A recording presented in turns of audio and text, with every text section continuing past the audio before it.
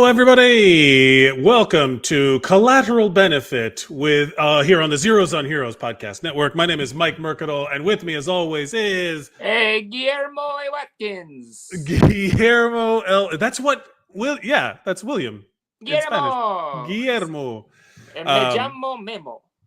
You're going to anger people with your appropriation of their culture. ¿Por qué? ¿Por qué? No, it's fair. Are you making an effort to learn Spanish? Are you trying to learn a new language? Is this a new self-improvement path that you're on? When I was in high school, I took the required second language stuff, and it was terrible because I hate, the undiagnosed ADHD thing I had. Right. I learned most of my Spanish. I could fluently understand and kind of speak it a little bit when I worked at a kitchen. Yes. Yeah. But then after I left, kind of like faded away, and I can kind of understand it now, but it's only like bits and pieces. But I do want to learn Spanish again. I do want to learn it again, and I'm looking up a few classes. Spanish in the workplace. That is like the gauntlet of learning Spanish, is to go through what is it, like a fast casual dining kitchen. Any kind of kitchen where any commercial kitchen is a language festival. It is a carnival of other cultures, but it is definitely a gauntlet of learning. You learn quick. You have to. I could basically understand Spanish, and I got the gist of Creole. Those the two classic South Florida stuff. Yeah, real Florida man shit. Will Watkins, congratulations, good for you. Everybody who's watching right now, yes, that's correct. You're watching a self-improvement podcast with two dudes talking into microphones on the internet. What a revolutionary idea! But we started doing this because we wanted to improve our fitness. It started as a gym thing. Will is an experienced fitness person, trained and going to be, just an incredible shape, incredible at crafting his body. And I was like, I would like to also do that. But then it turns out we also want to improve our minds, improve our our relationships and communities and all that stuff. So it's just like, hey, how about we just try to make everything better around us? Quality of life. Like, not just in the bullshit terms that they use that, but for like genuine quality of life. Yeah. In the most like general terms, like improving the quality of literally everything in our lives. And it starts with how we take care of ourselves. And this became like, we're going to do this whether or not anybody's watching, because it's good. We enjoy it and we have fun. It just happens to be public because we had a platform from our previous lives in comedy.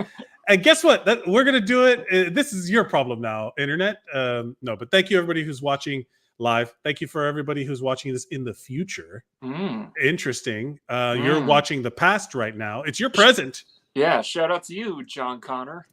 Shout out to you, time traveler. What is I was going to say in the time machine, the H.G. Wells, but I don't think he has it. He has a name in the movie, but I don't think he has a name in the book. The idea of self-improvement, body, mind, and community. That's what we focus on here. Will is wanting to learn another language is actually like one of the most recommended things to like stave off dementia, to stave off any kind of like to keep your mind sharp as you age. And because it activates the learning centers of your hearing, like hearing new sounds. And it's like supposed to be like a super beneficial. I recommend it. I would love to. I studied Japanese for a while, and when I went to Japan, I was able to use like I'd be driving in my car, and I had like audio like lessons, and they were just like sporadically mixed into the old iPod days. You remember the iPod? Where you had to, it was on a shuffle. So I'd just be like rocking out to some, I don't know, Sublime or some classic something 90s ass music, and then all of a sudden it'd be like hajime mashite, it's like ohayo gozaimasu. It's like, oh, well, I guess I'm learning Japanese now. That was how I maintained some freshness in the language. And then when I went to Japan, I ended up using like 3 or 4 phrases because I forgot that you also have to understand what they're saying to you. I could say the things all I want. I could be like, onegai shimasu, please give me something, whatever. And then they're like, say a whole lot of words at me, and I'd be like, oh no, I missed key element in this learning a language process was, oh no. It's Asian languages for English speakers are the hardest to learn, right? No, well, Chinese is very different than Japanese. Japanese is actually more like Spanish than anything. They have monophthongs vowels instead of diphthong vowels. So Chinese actually has pitch inflections that change the meanings of words. So like the one of the, I think like if depending on how you say it, like it could either be like, oh, this is my sister, or oh, this is my strawberry, kind of, like that kind of thing, depending on your inflections. Okay. So it's more complicated because we're all used to, like, if you go down at the end, it's a statement. If you go up at the end, it's a question. It's a question. Like those little things that we take as our normal, in Mandarin, it's totally different. So I mean, Japanese is different. Even Korean is easy to read because it's the same. Like the glyphs that they use are actually like representative of the sounds. Okay. But I don't know enough about this to make any statements with definitive authority. But it's like kind of, the steps are pretty much the same the whole time.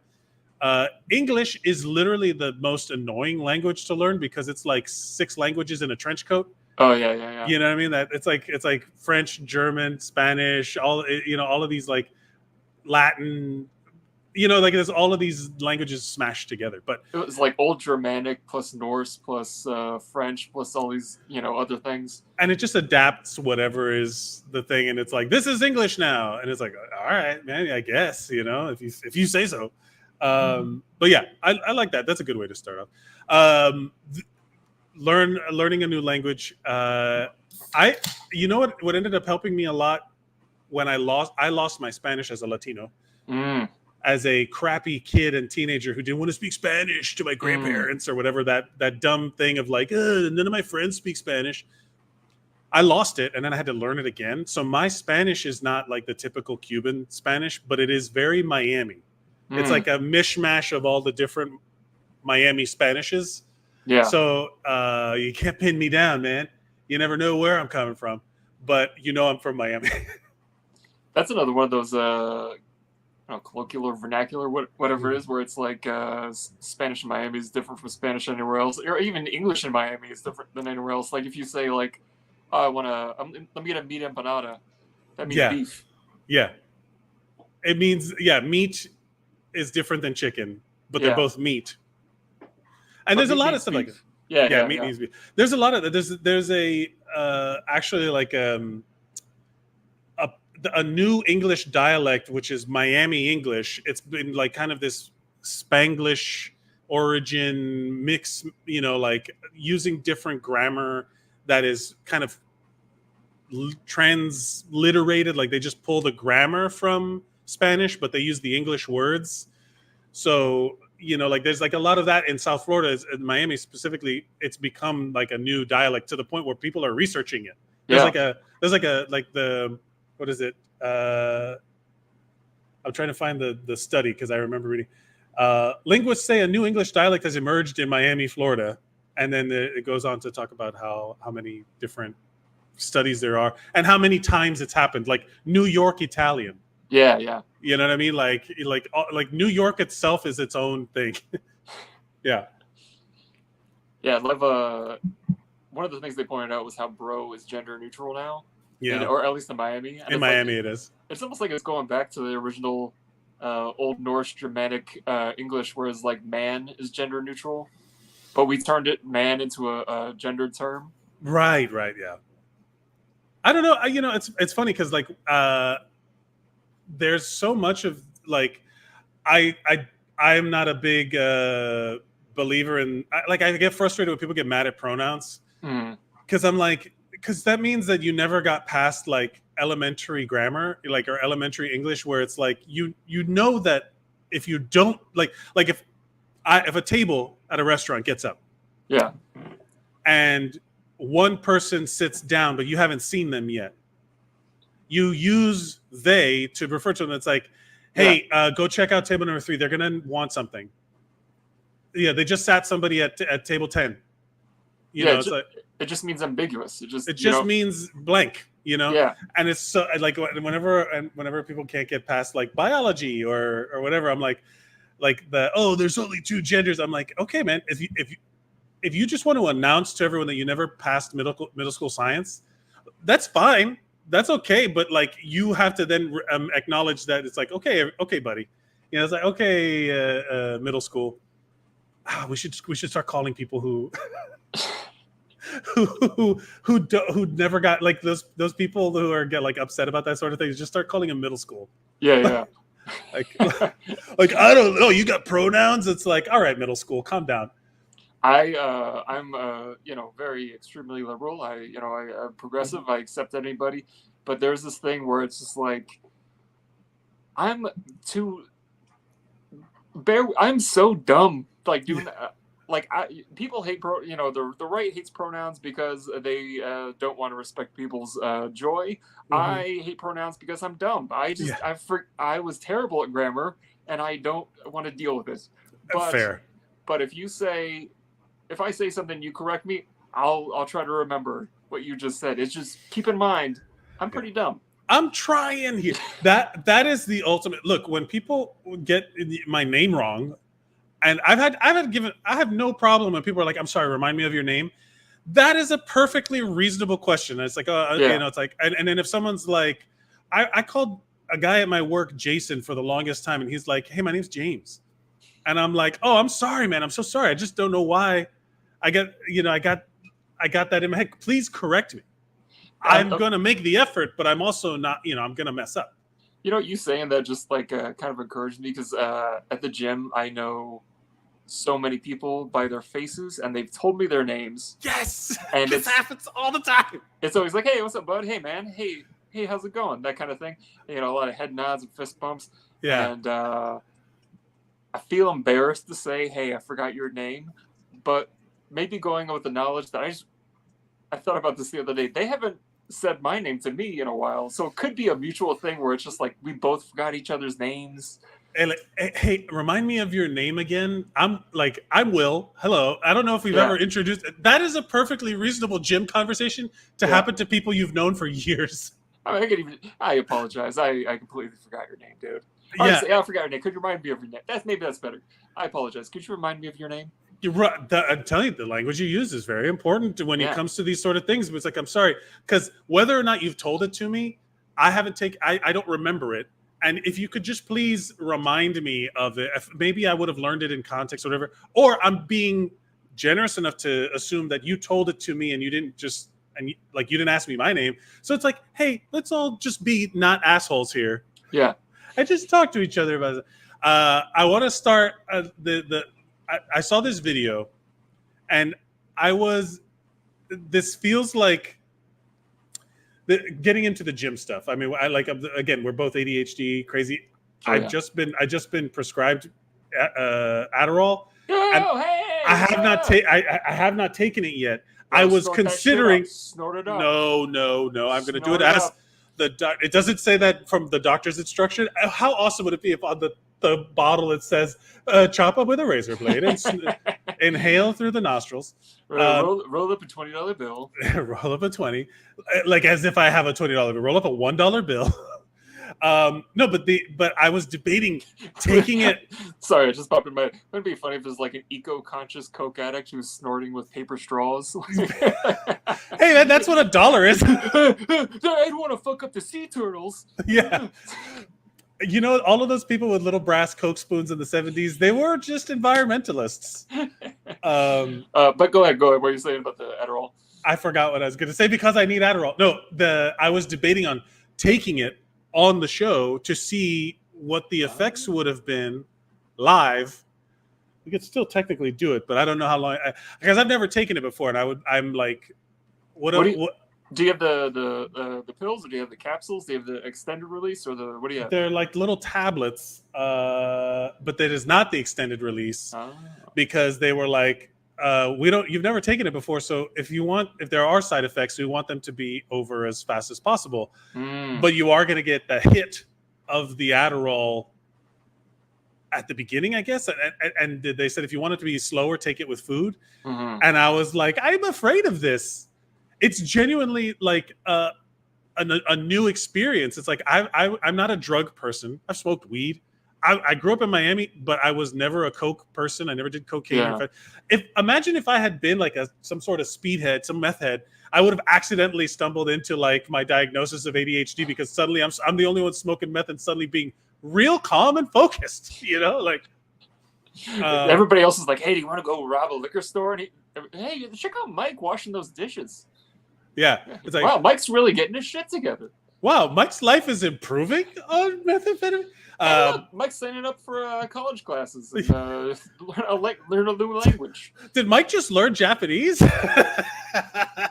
But I never was a drug person. I never did cocaine. I never did, I'm curious about psychedelics in the mushroom sense, like the psilocybin. I know plenty of people who've done them and are real psychonauts and do LSD and all that stuff. And they're not, I was about to say normal. They're not normal. They are adjusted to their reality at this point. I'm curious as to like what that would all do. But I've never been a drug person, so trying a new drug is a scary thing, Yeah, when I got prescribed it, I'm the same way. I've never done cocaine or anything like that, so I don't even smoke weed. So when I got prescribed, I was like kind of nervous, and I was expecting to be like a meth head, like you said, but it's just like, especially now that I have the extended release, where it's just like, oh, I just feel productive, or I feel not even productive because there's still sometimes I'm just lazy, but it's like, oh, I just have normal brain activity. Someone said it turns the volume down on your impulses. Yeah, I would say that. And I enjoy that idea because I am a creature of like, literally, it happens when I'm talking to my wife all the time, and I feel terrible because all of a sudden she'll be telling me a story, she'll tell me something, and it reminds me of something. And then now part of it's like people like I have a lazy eye, but like my concentration, like my figurative eye starts going like this, and starts turning off to the side, and starts getting further and further from the point. And I'm at a certain point, I realize I'm fully engulfed in some sort of mental daydream, and I have to kind of like pull it back into what my wife has just said, and she's tired of it at this point. She's got to be of me going, I'm sorry, say that again. What were you say? Now that you say it, yeah, I don't really like daydream anymore. It's like where it's not like I'm like thinking of like 20 different things, but it's how poetically sad. Wow. No, but it's not like a bad. My daydreams have died. It's not like a bad. I'm not no, I know. Anymore. It's like, oh yeah, like I don't. I'm not like, wow, what would happen if I was an astronaut? Yeah. What's the age limit on this astronaut business? Oh, interesting. How many milligrams? How many milligrams is your Adderall? 5 only. I'm gonna take it. I'm debating taking it when we. Don't do that. Don't do that to me. Of like, oh, that's it. What are you, some kind of pussy? It's funny. I talked to my psychiatrist, and he was like, you're at 20 right now. How do you feel? And I was like, I feel good. And he was like, yeah, because like, especially for your size, like some people take like 50 a day, and I'm like, oh, what? I was like, oh. Is my doctor placeboing me? No, like, is this even gonna work? I think they're probably just like testing what it's gonna do to you. They'll probably increase it if you need it. Probably fair. Yeah, that's probably fair. Let's not hero dose this guy right away. like suddenly I'm like, man.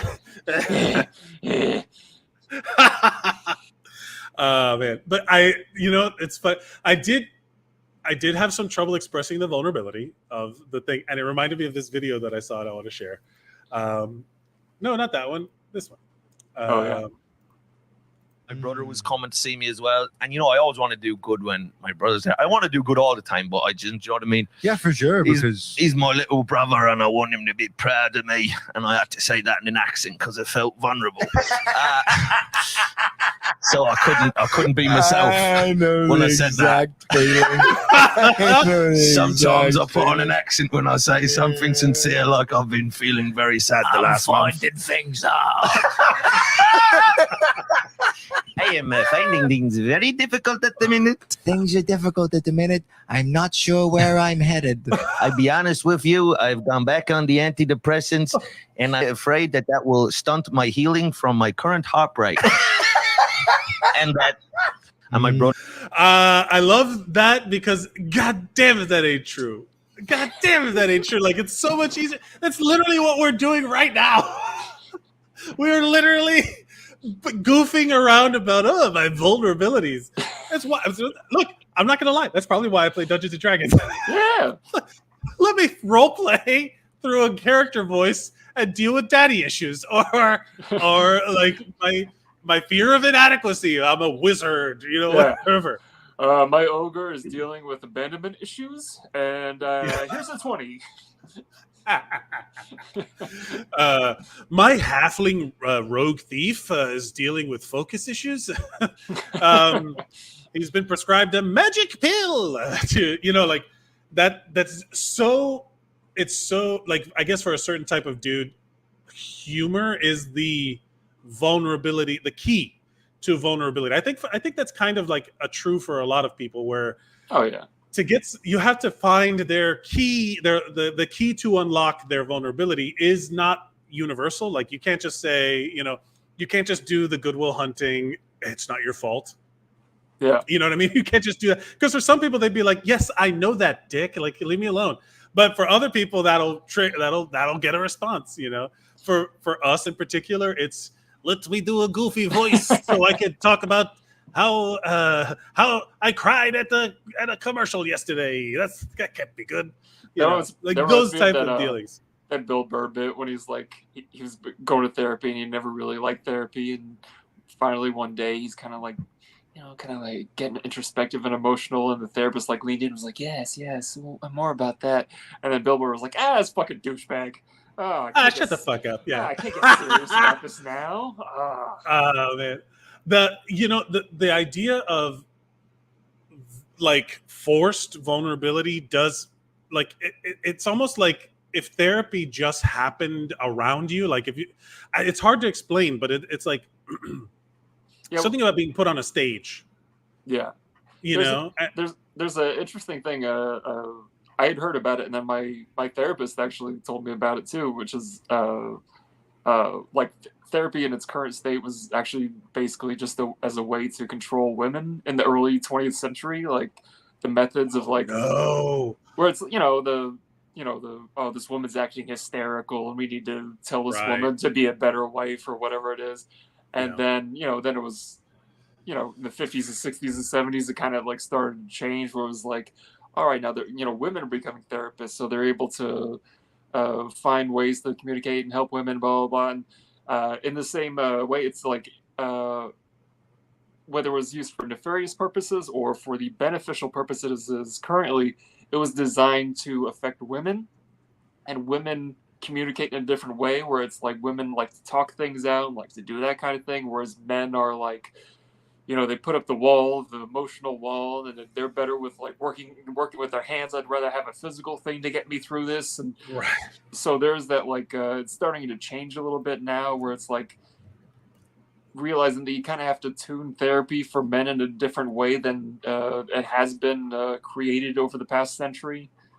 Yeah, I'm trying to find the video, but there's a video about like the worst people are going to therapy and being told that everything they're doing is fine, or using the words, like somebody just like, you learn the pop psychology words for like somebody's gaslighting, somebody's holding space, somebody's doing this, and it's like self-care and all these words, and it's like, hey, those actually mean something. We talked about it in a previous episode when this show had a different name, that I don't want to use terms like ADD and OCD and or narcissistic or like, because those have real world clinical definitions for very harmful and detrimental effects, right? Like those are real deal problems for people. For us to then be throwing them around because somebody we don't like was rude to us, and they're like, they're a narcissist. It's like, no, that they're just an asshole. Like, that's a different, there's a whether or not there's a clinical diagnosis, we are qualified to give no medical opinions past my paramedic understanding of things and your, fitness training, level of things. We are not good. We are not giving like textbook advice. All we can say is that feels wrong. It feels disrespectful to the people who have bipolar disorder to be like, this girl's crazy. That feels disingenuous. It feels like kind of hurtful, Yeah, I know a lot of therapists and psychologists and psychiatrists nowadays are actually like trying to steer away from the DSM-5, the book of where they're like, the housewife restrainer. It's like, they want to take away the labels on certain things, and they want to, because while you can't have a general idea of like, in society and how people have acted, but it's like when it comes down to it, it's very individual, where it's like you can have crossover of different things. One of the reasons I didn't have ADD or I wasn't diagnosed with ADHD is because I wasn't hyper, or that kind of thing, where I was like a very soft-spoken kid. And so it's like, the textbook example can be detrimental sometimes. You just said something that hurt my feelings. I literally, when I was talking to because I have my therapist and then I have the psychiatrist that is handling my medication. So it's like I have two things going on. When I talked to my therapist, he was asking me, like how I was as a kid. Like did I have my attention problems as a kid? And I was like, I don't remember ever not feeling this way. So, but I was never hyperactive and it's like called inattentive or in whatever the label that they have. And it's like, this is because I'm older than you. So it's like in the 80s, they didn't give a shit if you were whatever you were, as long as you weren't a problem to everybody else. Like, hey, everybody just keep it under the surface.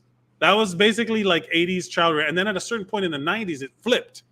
And then it was like, let's drug these kids up, and Ritalin and everything got prescribed, and it was crazy because whatever it was. So it became this thing of like, I was the kid in class who would sleep. I was the kid in high school who would get A's in all the tests but never do the homework. Because you're gonna put me on the spot right now? Yeah, fine. A, B, C, D, and you get a 97. And then, the teacher's mad because it's like, oh, you never do any of the homework. How are you supposed to? Yeah, that doesn't mean I don't know this stuff.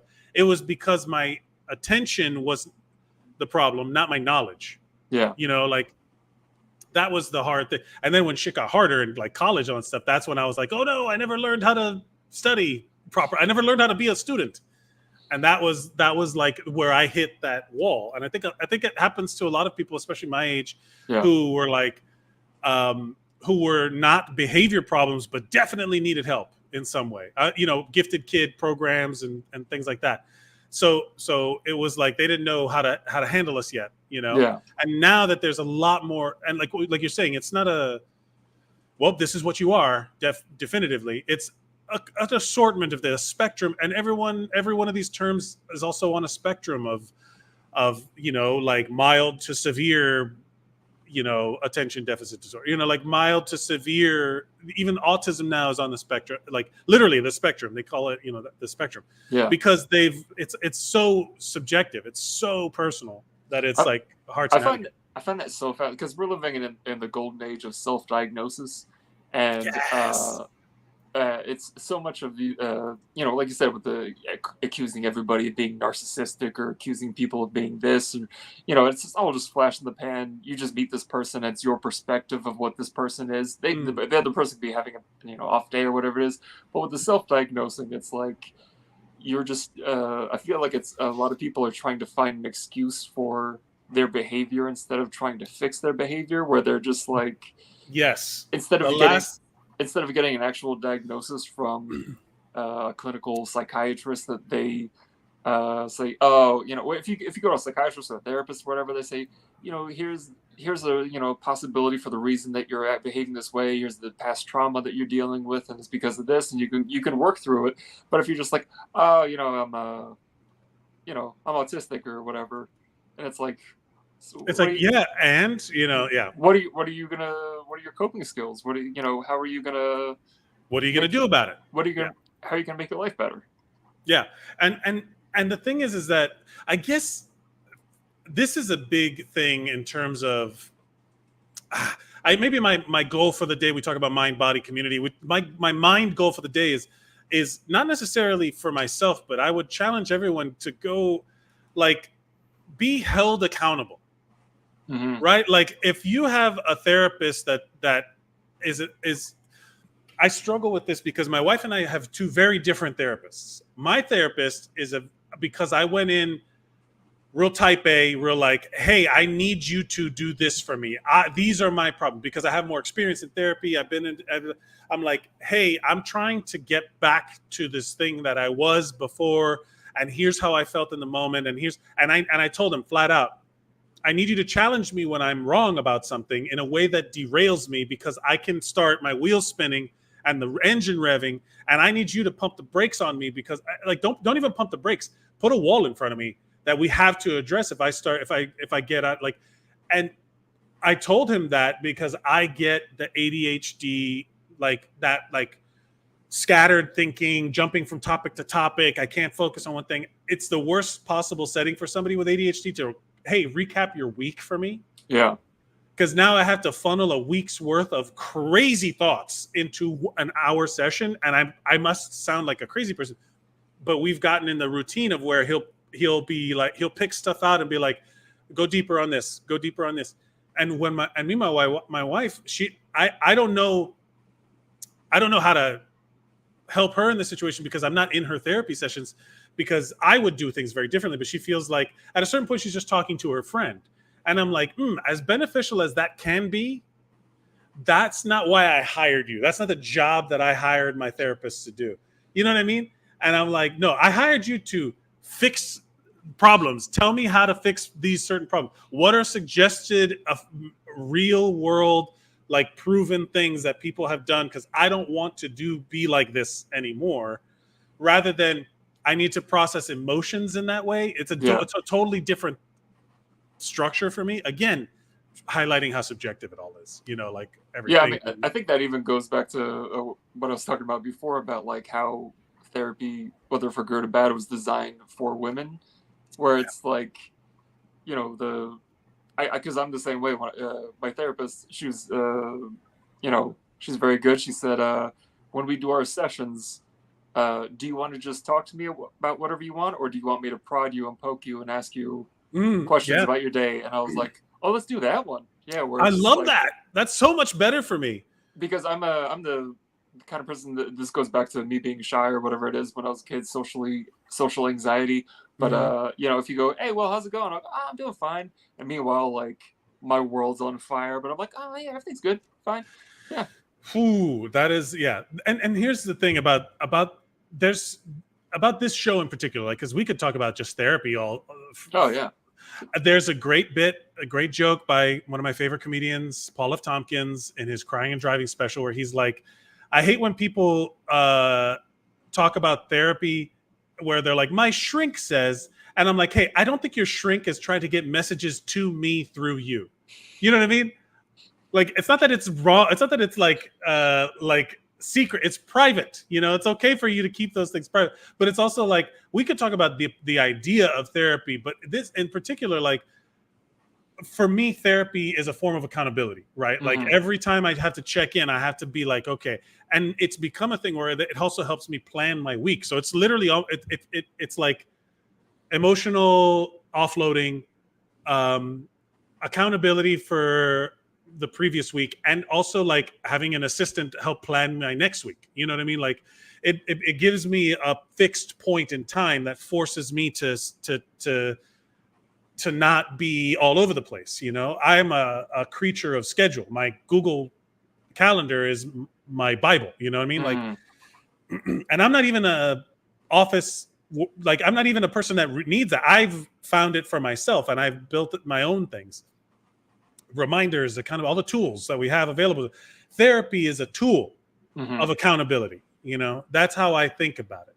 A lot of people, the gym is a tool of accountability, where it's like you like in terms of diet and exercise, that is a totally subjective thing, because you are the only one that will feel the results of what your actions do, you know, firsthand, right? Like if I'm going to sneak a little chocolate, Who are you sneaking it from? Yeah. What are you talking about? Your body is going to experience the chocolate. Oh, I'm gonna eat a little cake. No one will know. I'm gonna take from the break room, and it's like, that's literally the farthest thing in terms of accountability of the other people who will have seen you eat cake. Your body saw you eat cake. It will digest the cake. Will shit out the cake. Like all of that is you will be the only one that will be held. You are holding yourself accountable without any choice. You have to. Yeah, that actually hits me pretty good this week because I do the gym stuff and the therapy stuff, and I got the body dysmorphia stuff, and it's all in there. And like especially this week, like every time I've looked in the mirror, I'm like, oh, you fat piece of shit. And it's like that's not I've done some good work in getting rid of that, but it's like I just feel so like unattractive and overweight, and it's like. And I know but the reason I'm feeling that isn't necessarily because what I see in the mirror, but it's because I know what I did this week was I ate bad food. Yep. And every time I ate bad food, it just put another coin in the jar of like you're a piece of shit. Then I didn't get enough sleep, and it was like you're a piece of shit. And then every little oh, somebody made brownies, and I took some brownies, and then this other day I forgot to bring my lunch to work, so I had to get, pizza or whatever it was, and it's like all these coins start going to that piggy bank of you're an unattractive piece of shit, and it's like then I can go to the gym and go, all right, let's get back on track. Saturday, Sunday, I can just go to the gym. I don't have to worry about going to work or whatever it is. The account again because of the accountability here. We'll share this thing. Where am I? It's what is this? It's like when somebody asks me what I did today, but all I did was eat, get ready for my workout, eat after my workout, and shower. But I can't explain why it took 8 hours. Yeah, that like I also don't want people to feel like this is also a very ADHD thing. Where if you have like one thing on your to-do list or whatever, you'll fixate on it the whole time. That fixation, that like focus on these, not, I don't want to say bad things, but like the things that in your life that could be bad, whether you like if you do it, it's expected. If you don't do it, it's a failure. It's like, okay, how do we reframe this conversation where you're clearly feeling like you enjoyed yourself for the last, however the week of doing your diet, eating bad food, having a not going to the gym, all of that stuff ultimately then boils down to, well, how do I frame that into this has been like a little accountability vacation? You know, I got to come back rather than it being like the failure. I fell off. When people talk about falling off, I'm like, no, you just stopped walking. You just stopped taking steps. I'm trying to find. You sent something. Oh, this is it. Hold on. It's like how my body feels when I've missed more than 2 days at the gym. It does feel like your whole body will react, to just that little break. It is especially if you take like 3 days off, or I'll take I was able to go to the gym for like 3 different days, which isn't a huge. No, I'm not losing muscle mass in that time, but you can like accumulate fluid, especially been eating a lot of sodium and that kind of thing. And like for instance, it was like I went like 3 days without going to the gym, and I was eating high sodium foods, and I was like trying to remind myself this is a lot of food retention. And then I did leg day the next time I went to the gym, and leg day because I have my legs are my weakest thing. That's when I work the hardest, and it's just like sweat pouring out of me, and I can like taste every bad decision in the sweat. Oh, because of the and it's like. And it's like it's all pouring out, and it's like, oh, I should probably change my shirt mid-workout. Like it's like, I'm like, oh. But who would you? My watch is fitting better. It's a little looser. And it's like, that's so funny. How would you? But how would you reframe that? Who's that coming from? That feeling of not to go into therapy, but like the idea of this is an interesting topic of conversation because there is that going back after a couple of days, or months or years of fitness where of lapses in regular training where you have to mentally deal with the fact that you aren't what you used to be. You know what I mean? Like I remember clear as day being in high school, a teenager. I was 16, 17, benching 305 and like squatting 400. You know what I mean? Like squatting 450. Like I did a lift-a-thon when they used to, as like a fundraising thing. Have you ever? That's a thing, right? A lift-a-thon. Have you ever heard of that? I remember there being one, but I was a comic book nerd in high school, so I remember seeing posters for it. It was like a fundraising, and I remember being this like as a teenager, you look back on it, it's like there was no reason for me to have been that strong unless I was going to the NFL, which I thought I was. I would have loved to. That would have been great. But I was this monster teenager, and I feel like it's messed my brain up because as an adult, there's never been a reason for me to be that strong.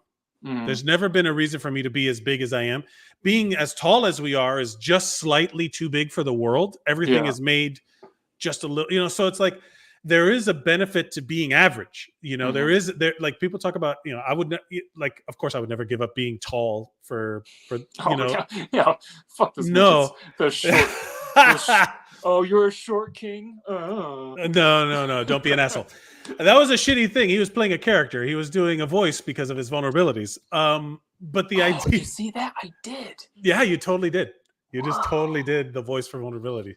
But the idea of like accepting this level of like, okay, so then what do I do? How do I make myself more comfortable in a world that I'm a little too big for, or that, and then fitness, kind of making yourself as fit as possible, becomes a way for, and that's kind of how it should be for everybody. Like how to make yourself the most comfortable in life is periods of discomfort that train your body to be more self-sufficient, I guess. Like if you're going to eat junk, which we have no choice but to do because in the United States, our food is poison. You have to kind of then counteract by aiming too far because it's like there was a TED talk I saw, or this like thing, the video that I saw. My friend and I talk about it all the time because we've never been able to find it again. And it came at a perfect time. And it was this older gentleman. It's in black and white. And it's this guy talking about. It's that old, huh? Yeah, it's that old. It's in black and white. It's from a speech given like back in the day. And but it was like a part of a TED talk series. I don't know. But it's all about like meeting your goals. And he talks about if you're in an airplane and your landing point is here, you aim for the landing point. But you have to account for any kind of crosswind by aiming into the wind.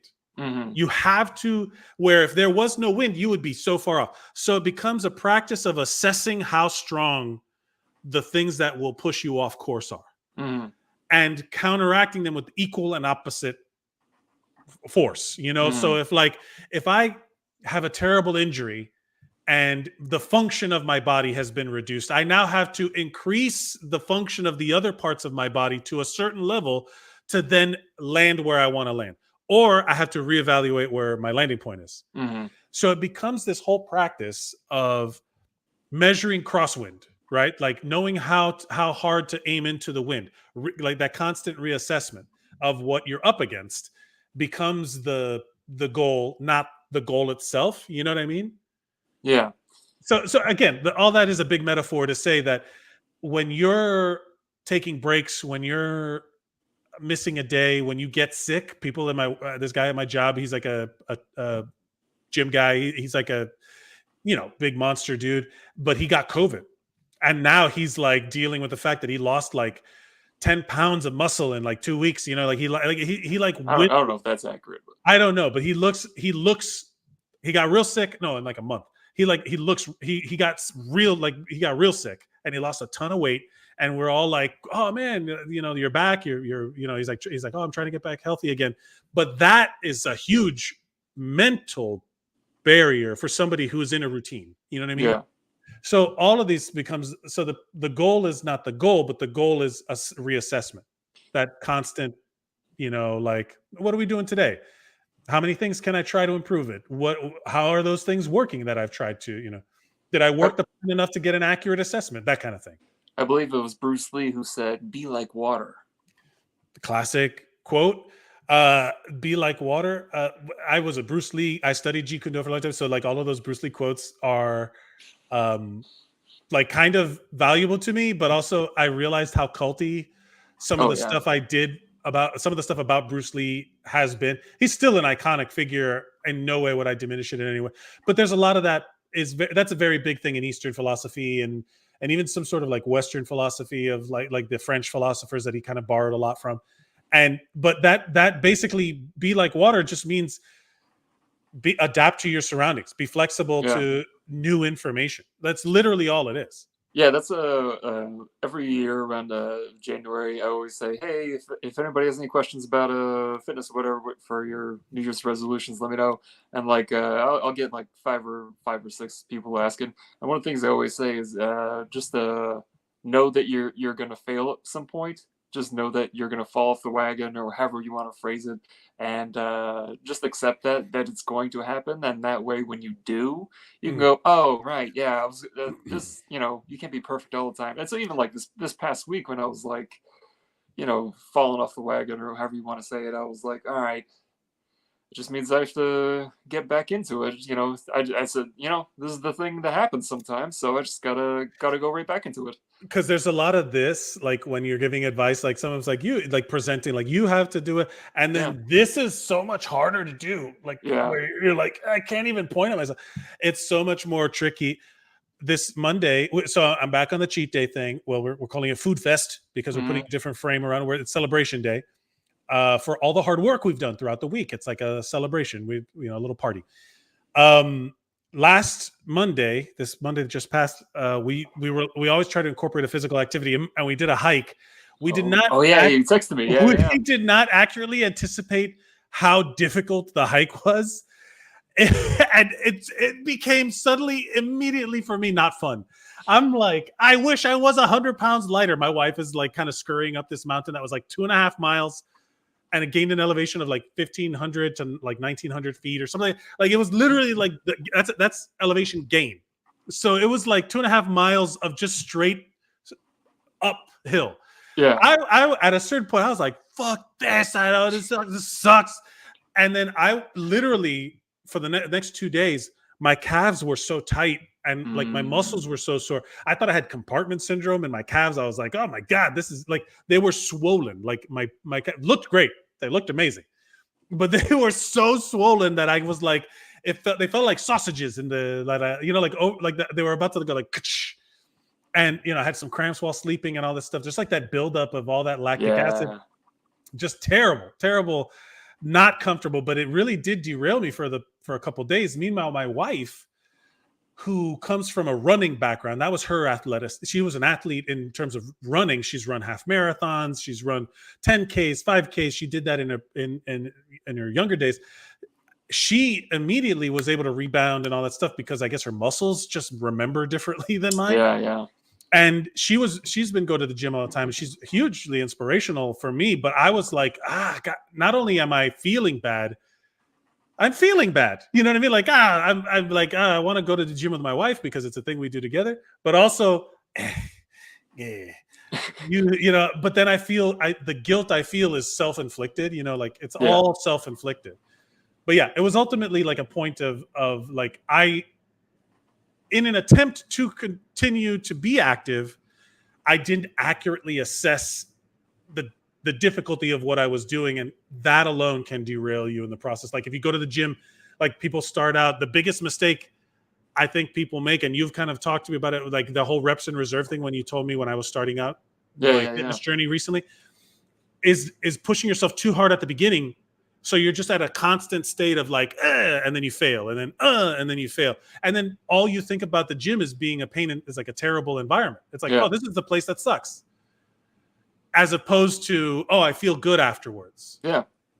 And that changed my whole perspective on the gym, like genuinely, like because it's like, oh, you're supposed to feel like crap and your legs don't work afterwards, right? That's how it goes, and it's like, no, you're not supposed to do that. And I felt that when I did the hike where I'm like, oh, it's just self-assessment that's falling apart. Yeah, there's I forgot who said it. Somebody said if you've been going to the gym for a while and you're getting DOMs after every single workout, you're not training. Right. Like, Yes. If you're training, you shouldn't feel muscle cramps after every single workout. You shouldn't feel, soreness, and you're like, oh, I can't go to the gym the rest of the week because I've worked out too hard. Like, that's not training. Training is to physically increase and constantly progress. You're just having really hard fucking workouts. Yeah. What goal? Like what? Because that's the whole thing about. I was talking to my friend at work who is you. Your advice is getting to them through me in this particular. is the reps in reserve. I was telling him about it because it's like, if you work your ass off one day, but then you miss 3 days recovering, and then you work your ass off again, and then you miss another 3 days. That's only 2 days of exercise in the week. Yeah, your total volume for the week is down. And that's how I explained it to him. I was like, now do less weight 5 days a week. Maybe you rest one of those days where you recover from the soreness more quickly, and the mental fatigue, you recover from that more quickly. You will have worked out more at the end of the week. At the end of the month, you will have worked out exponentially more than if you're killing yourself. And that's the thing. I think that's my body goal for this week is the broaden the timeline, make the timeline of your goals longer, because the last thing the time will happen whether you want it to or not. Yeah. So why not use it to your advantage in your mind game, And I think, like that's definitely like thinking, like spreading out your physical activity over a longer time may actually gain you more, Yeah, I think especially when it's like choosing exercises, it's all about optimization, where it's like, is this exercise that I'm doing the best exercise to work my chest muscles? This is the best exercise to work my pecs. I keep going back to this. It's like the dumbest exercise, but the thing where they put they do like a pinch press and they stand up and they're doing this. But it's like, you're not working your chest, you're working your shoulders, it's like, there are better exercises to do. You can do dumbbell press, you can do, barbell press, you can do a pec deck, there's so many other ways you can work your chest. If you really want to work your chest, just hold it. But then that's a totally different exercise, and your ego is not being massaged. You can literally take the weight out and just do this. So it's even when you're right. Just pray real hard. Just press. Yeah. But it's when it goes to like the training, it's like, what is the optimal training for you? Is the optimal training to do 3 reps and just completely annihilate your muscles, or is it optimal to do 3 sets of 15? Right. And you're getting the same amount of weight, but you're spreading it out so your joints aren't hurting. Because the optimal, if you want to do muscle hypertrophy, it's anywhere between 6 reps to 30 reps per set. If you want the strength, it's like 1 to 3 reps. Right.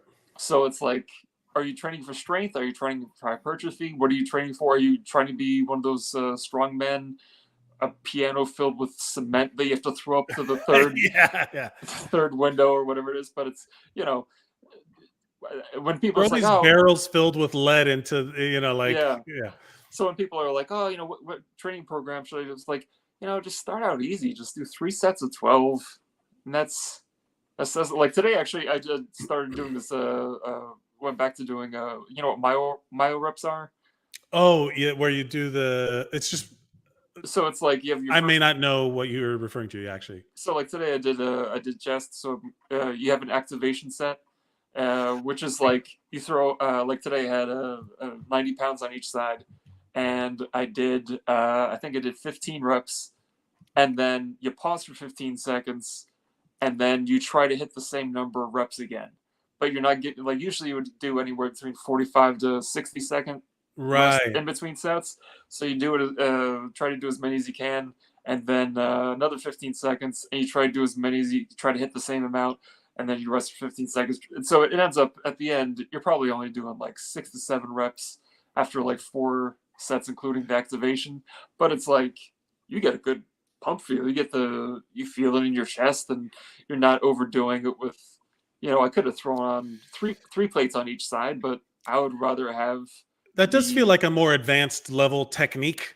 Yeah. Some of these things are also like a lot of the stuff that.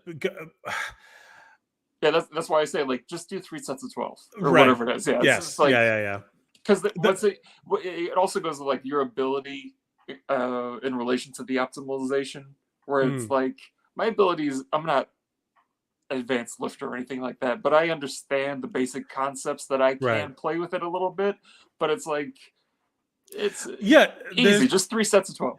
I think there was that clip of Arnold Schwarzenegger talking about like when he got started in Germany or Austria, that he was forced to do powerlifting by his coach or, in school. You were forced to do powerlifting exercises.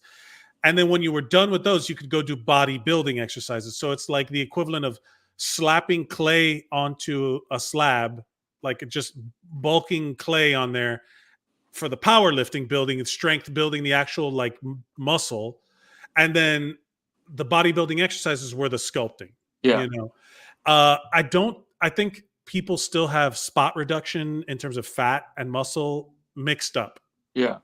I think that's a constant thing that people, I still hear from my friend I was at work that I was talking about. I was like, you're not going to, your ab workouts are for building a support structure. Yeah.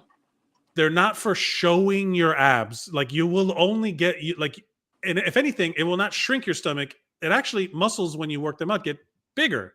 Yeah. So unless you're doing there's a whole like kind of, there's so many misconceptions and like myths and things and old thinking that still get repeated as like the same shit. And I'm like, I don't understand how these things don't get disproven. But then again, there's also a lot of like these new exercises that come out that people will say, oh, they're better. But I think the fundamentals don't change. Like the certain amount of fundamentals, your body turns food into muscle and fat. Your body uses your food and fat as fuel. To use your muscles and your brain and your other organs. So it's like there's certain basics that once you get those down, I feel like that is the source of a good foundation. But everybody is trying to, with their therapy, with their workouts, with their social interactions, everybody's, because of social media, everybody's doing shortcuts. Yeah, everybody's trying to find Tinder. What's the shortcut to meeting my soulmate? It's not swiping out a picture. You know what I mean? It's just like everybody's trying to find that quick fix, light switch solution and abandon the basics when the basics will do more for you than any of the shortcuts, I feel like that's especially when you're starting out. I'm talking about at the lower levels. I feel like that's like human nature. Like we've always kind of wanted to find the shortcuts. And there's that thing of like that mentality is kind of good in that innovation can happen from that, but for the mass generalization of where it's like I want the magic pill, what's the quickest way to get this done? And it's like when it comes to physical fitness, it's like there's no quick way to get it done. Like it's just you got to put in the work. There was the where's the or somebody would say like ask me advice and they'll be like, hey, do you take fat burners? And it's like, no man, that's just caffeine. Just it really it's so hard for me to explain to people where it's like, oh, why, like they're drinking these energy drinks, like 1,000 energy drinks, and they're like, I'm anxious all the time. I'm like, you're fueling your body with caffeine at extreme levels. Yeah, it's crazy to me. Hold on, let me see. The only thing standing between you and your dream body is Ozempic, steroids, Photoshop, photo editing, a bunch of gym clothing and accessories that have no functional utility but make your photos look really good on Instagram, height, genetics, falling deeply and irrevocably in love with someone and then having them break up with you so you have more motivation, friends that are hotter or more successful than you, also for motivation, a completely new gym routine because you stalled out on this one several months ago but you're too attached to it to evolve, the money to afford all the protein and supplements that you want to buy, and spending more time on social media where everybody is hotter and funnier than you so you feel bad about yourself, which motivates you even more. Yep, that's it. Yep, that's all it takes is all that's the only thing standing between you and the body you want is all of those shortcuts. Now, look, if you can afford all of those shortcuts, that's we're not shitting on them. We're not saying don't take steroids if that's what you want to do. We're not competing in the Olympics. We're not professional athletes. This is all just for you. Hey, you want to look how you want to look. Everything will have its consequences, whether you want it or not. That's why I think for the mind today is accountability. I think is the I go with the thing I'm accountability. going for. Yeah. So let's wrap. Is there anything else you wanted to talk about? Did we not hit anything you wanted to talk about? No, I think that's good. Right? I think we accomplished a lot today. We've talked about many things today. We always like to end on the show with what our plans for the week are in terms of body, mind, and community being, of course, how you interact with the world. Your mind and body then present themselves to the simulation. What for body, Will, what are your personal goals, and what do you think we should focus on for this week to help us achieve improvements and engaging our body? For body, I think for everybody, I think we should do. I think try to be consistent with our physicality. Try to get a plan together. Try to ensure that even if we're not able to make it to the gym, how can we expend energy physically and use up those calories that we consume? So you're talking about just any bit of physical activity is better than none. Yeah, I think just make around, ways to be. Yeah, or it could be if you walk to work, walk a little faster because that increases the blood flow. Instead of try to PR around. your walk up. Try to PR your walk from the car to your office. How fast? If you walk to work, and I just picture people in suits sprinting with their suitcases, with their briefcases, just like it's the Olympics, where you just see them like shoot through the door, and then the security guy's like, "Oh, hey, Mr. Johnson, new record!" Oh, he's got a cup of water for you at the end, like, yeah, it's like he wraps you up running in those aluminum foil blankets. We both went to the same place. We both went to the same place. I think for my body thing, it will be to broaden the timeline of your physical activity. Don't just think of a workout as a thing you did today. Think of it as a thing you did for the week. Think of your physical activity as a cumulative thing, like long term. Broaden out the scope. If you got a plan, don't think of the workout plan being something you do today. Think about it. This is my Monday routine. This is my every other day routine. Give yourself a wider scope of time in which to work your plan, because sometimes that alone takes some pressure off. Yeah. Along the line of thinking, instead of going on a diet, what is your diet? Yes, diet has always been like, people think of it as like, oh, I'm on a diet. It's like, no, everyone has a diet. Their diet is just their regimen of eating. Yeah. Some people have very unfocused or they don't pay attention to their diet, but they still have one. Mm-hmm. It's just accidental. It's just whatever's around them, opportunistic or hedonistic. They're only chasing the pleasure part of their diet. Some people are very restrictive in their diet. Some people are very conscious in their, but you have one regardless. Yeah. In terms of mind, I think the making yourself open for accountability in terms of you are the only one that will, wrapping your head around the fact that you're the only one, your body is the only body that will reap the rewards and or consequences of your choices. Yeah. Yeah, I would go along with that for mine as well, as the idea of I would even add the addendum of don't punish yourself too much for don't over punish yourself There's a difference for your accountability. You take accountability, but use it as a lesson, not as a punishment. There is a difference between, I think it's also like a discipline thing. There's a difference between correcting a bad habit or a bad action versus punishment. Yeah. Like the punishment for something feels, I don't know, it feels like the wrong word. It feels like you shouldn't be punishing yourself for the choices you make. You should be assessing and correcting. It's like punishment is you can't view exercise and diet as punishment. Otherwise, it'll always have some negative space in your mind. It's like the Opus Dei thing of self-flagellation, where it's like, oh, I had a bad thought, so I'm gonna whip myself, or I'm gonna cut myself, or whatever it is. But mea it's culpa, mea culpa. But instead of doing that, you say, oh, I did this. What can I do to make sure it doesn't happen again? It's also like no one's holding you accountable but you. You know what I mean? If you have an external source of accountability, then if it's requested, if you're like, hey, let me know if I'm doing, keep me in track, help me, my wife and I keep each other on track. But if I give an opinion that was not asked for when it comes to that sort of thing, and in the same way, I'm like, I don't want to hear you, like, not right now.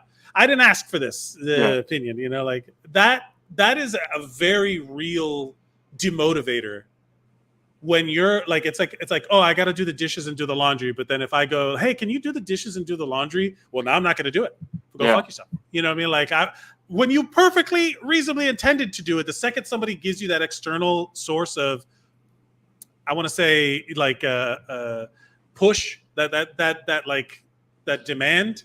That like, you see it at the gym all the time. The unsolicited advice. It's like, well, now you said it. Like, I stopped doing it at the gym, especially, I used to do it when I would see, like, high schoolers come in, and I would see them doing terrible form, and I'd try to be like, hey, this is going to help your shoulder health in the long run. But now it's like all these, like, teen TikTok athletes come in with their, and I'm like, all right, I'm done. I don't want to. Yeah, like, good luck in your 30s with your shoulder injuries. Yeah. But yeah, I like the, for the community aspect of it, that does feel like a community thing, knowing when not to engage with the people around you when it's unsolicited. Yeah. Don't give advice unsolicited.